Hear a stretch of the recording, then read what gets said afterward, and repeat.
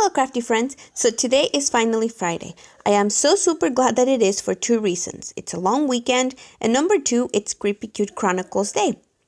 So today's issue is going to be including this super adorable jack-o'-lantern or pumpkin image that is super cute.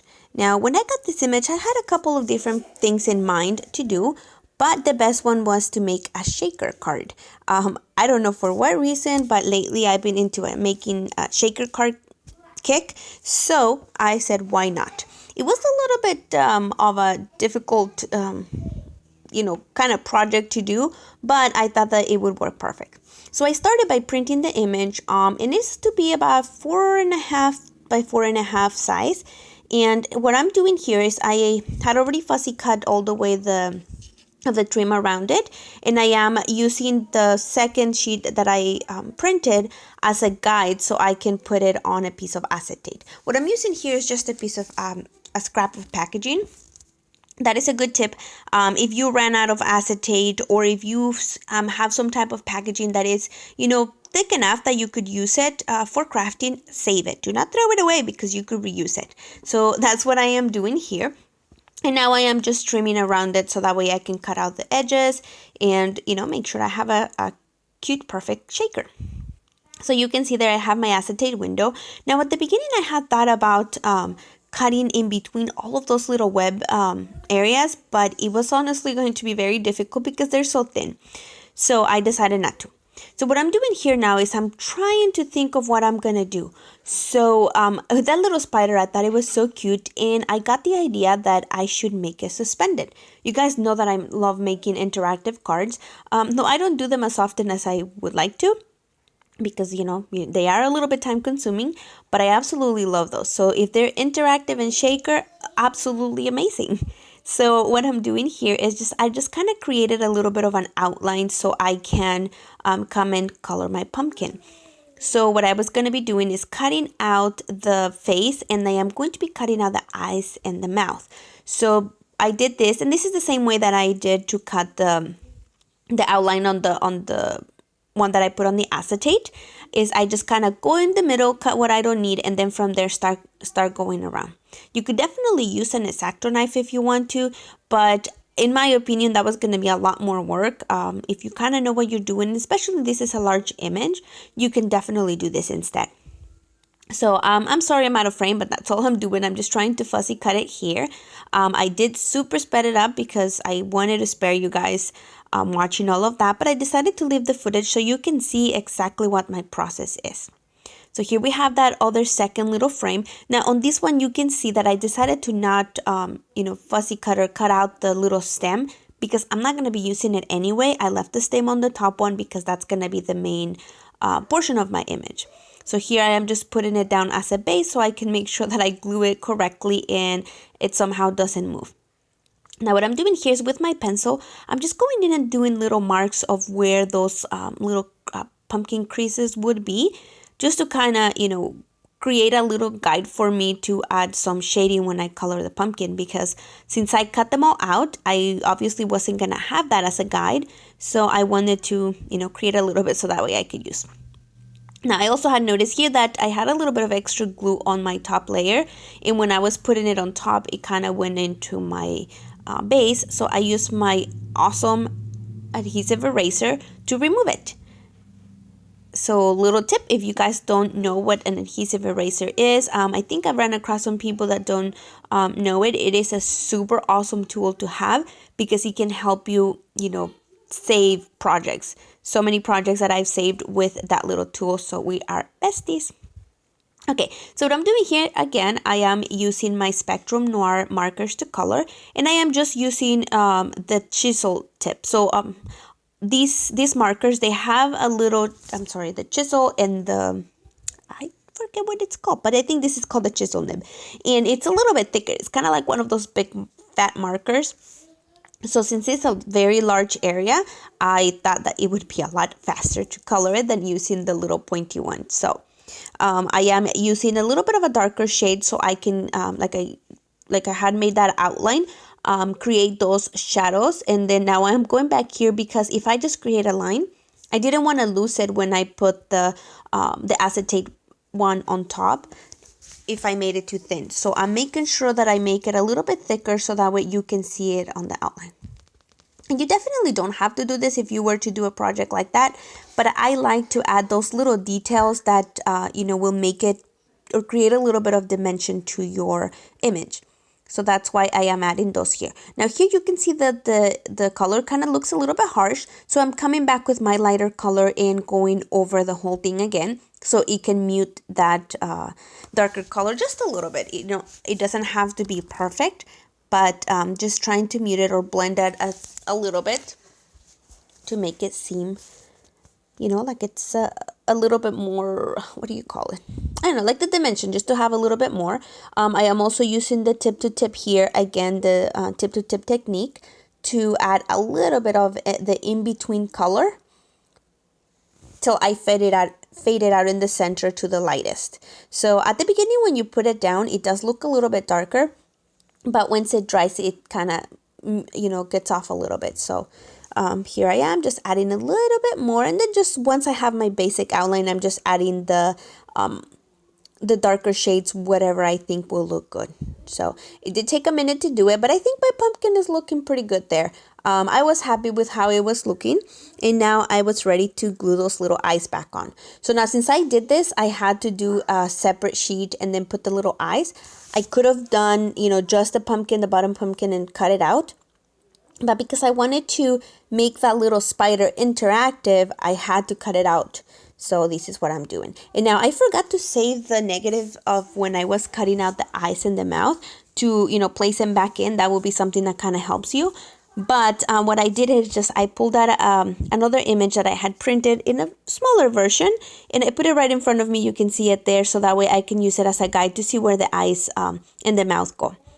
And here they are. So now I'm trying to see where this is where I pulled it out, and yeah, it was pretty close. I think one of the eyes was off a little bit, but I think it still looks good. Now I'm using a little bit of a like a darker orange brown color to add onto the stem, so it can be a little bit darker than my pumpkin.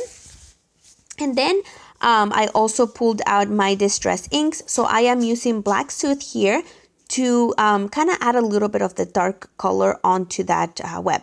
So I'm using here a scrap piece of paper, so just grab whatever you have, and I am just adding it to the edges. At the beginning I wanted to leave a little bit of a white edge, but I decided to not do it. I cut most of it, but I am just adding the inking so it doesn't seem as noticeable.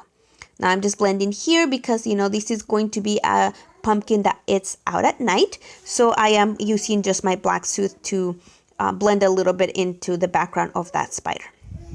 Now on my bottom one, since I had cut it off a little bit bigger, I am just going back and trimming off the excess of the white area so that way it doesn't show when I put my other one on top. So just keep doing that back and forth so I can make sure. So I hope that you guys are enjoying this video. It was a lot of fun, and I'm sorry I left a lot of my mess and stuff going on there. I usually like to clean in between, but sometimes I forget. So here we are trying to go and do the little shaker portion. So I doubled my foam tape and I cut super thin strips, or as thin as I could, so that way I can put them underneath that pumpkin and you're not going to be able to see them. If you double it, depending on how much shaker stuff you're going to be adding, sometimes it's easier if you double it because it makes your elements in there a little bit easier to move because they have more space. Also, when you cut the tape, if you remove the paper backing on both ends, it makes it be more flexible so that way you're able to put it around curves or things like this, like how I am doing, just to keep the shape of that pumpkin. And I decided not to do it in those middle lines that kind of go up on the creases. I decided not to add anything there, so I just left them like that. So I'm only doing the outline of the pumpkin, as you can see, and then using different little pieces of paper. And not paper, I'm sorry, of tape. And then there I just need to cut and trim off the excess. So now that is going to be my little shaker area, and it's all ready. I'm trying to double check, make sure that things are going to be positioned just right. And now I had my little spider. that I needed to cut. So you can see I already fussy cut it there, and I am going to add a string. So for this one, I actually had some gold thread sitting on my desk, and I decided to use that because since it's a dark, you know, it will kind of shine a little, and that's why I decided to use the gold. So I doubled it and added it to my little spider to the back of it. And I always like to add a little layer of extra paper or something. So I cut a little scrap of paper, put it there. And now you can see here my little spider. So I kind of placed it where it would be and picked it back up with the foam tape by putting it on top. And all I'm doing here is just kind of weaving that a little bit of the thread so it doesn't come off. So once you weave it off a little bit, it helps. I am also using my tumble glue here to add just a little bit because since I was, kind of touching the foam tape, sometimes it loses its stickiness. So I decided to add the tumble so that way it can adhere to my pumpkin very good. And now we're going to be adding some sequins. So I have these sequins. I believe they're the Recollections brand that I had got from Michael's a while back. And it has different colors. They're small little sequins. So I use gold and black. And I also added some little of the pearl beads that are in the color silver. So there I have it. Now I'm just putting my acetate part on the top, and there's a little shaker. Can you see how super cute that little spider looks just moving around? Super adorable. So now I am just going to be working on my card base, and I cut this one to be 5.5 by 5.5, just out of a black sheet of paper. And I am going to be making a frame. So I have this paper pad that maybe you guys saw on my last Tuesday morning haul that I did, that I had purchased this Halloween pad. Absolutely beautiful, and I have not used it, so I decided to pull it out and do that. So what I'm doing here now is just putting that little frame, and I cut the center because I wanted to use that center for the inside. But here, this is the back. On the other side, it had this kind of like a creepy castle looking, so I wanted to glue it on the front because when I put my pumpkin on top of it, I thought it looked pretty cool, like a pretty spooky background. So the part that I had cut out of that frame, I am going to put it on the inside of the card, and I'm going to put it on the side that you can see those purple, those are supposed to be, I think, spider webs, but that's what I decided to do and put it on the inside so that way it gives a space to write a message. Just center it as best as I can. As you know, you guys, I always eyeball when I'm putting these frames in, because it doesn't have to be super perfect, but you can definitely measure if you want to. But that's what I was doing here. Now what I'm doing, and I apologize I was out of frame, is just cutting out the sentiment that came with the stamp. So this sentiment reads, "'Tis the season to be spooky," and it has this cute little bats. So I trimmed it as as best as I could, but it was kind of just too white, just smacking in your face. So I decided to grab my distress ink, and this is a distress oxide that I'm using to add a little bit of the purple tone there, and I thought that made it look a lot better. Now I also came back with the black soot and then just kind of inked the edges a little bit to make it pop and put it onto the card. Now I'm trying to decide on the placement, and I went for the bottom right corner, so I am going to be adding glue and putting it there. I was trying to change my mind, but if I should put it in the center, but I thought that the bottom was right. Now the next thing that I did, I cut out another little spider. I colored their little on their little bodies, like the butt is supposed to be like the shine, so I colored it red, and I'm just adding some string. After I had already kind of glued it, it was still a little easy for me to peel off that top. I decided that adding a little bit more detail would be really cool. So I grabbed a piece of string and I put it to make it look like it was hanging hanging from its butt. So I am here trying to play. Now I also had to move my frame just a little bit, or lift it up, and was able to tuck it back in there. So now I am adding a little bit of detail. It's just using this Stardust pen to do a little bit of glittery to his eyes and the little tip of his feet. And now I'm ready to put the shaker element onto my card. So I just added some glue, just a good amount of glue, and I'm trying to center it just a little bit, but that's pretty much all there is. Now once I pressed it down, make sure it's working, came back and added a little bit more of those details with that Stardust pen to the web. So I am just going over it so that way when you kind of move it, you'll be able to see it shine. I don't think that the video caught it too much for you to see, but I thought it was a super cool detail.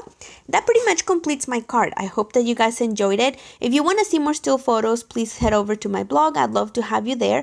And yeah, don't forget to sign up for the Creepy Cute Chronicles if you have not. Remember that I will leave you a link below to the Oddball Stamps website, so that way you guys can sign up and get this super adorable image on tonight's issue. Have a wonderful day, and I'll catch you in the next one. Bye!